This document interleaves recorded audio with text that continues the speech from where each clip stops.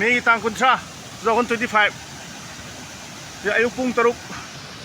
tapatri mga taruk tagadore sibuk te ngong gate se nahan tang kun tare tagi hauna khoi hairiba gate singa se overflow oire aduna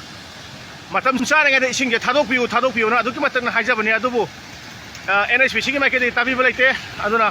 haujiti ngo aduki matik ishing se kayamu yamna overflow oire hababu ngo gate number 1 2 3 ngarang pung ama nungmidang pung ama da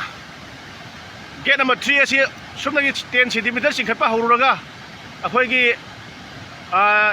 line je yagidaba amadi akhoi department sigi lairiba generator je yagidaba dagi akhoi chikapa yade du hujik ngarang ahing chupa khanna sema matungda hujik che akhoi sema loituna gate singa makhata na chingkhana nabagi damakta akhoi hujik silent khongba hore ado makhata ba update on pijarake hujik ti ngo adu kbadi akan moina overflow ore hujik lairiba je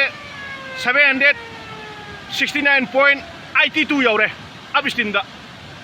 masi thok tamak da matam sai ga gate se ahen machine ke thadok piona haijabani adu tabi ba laite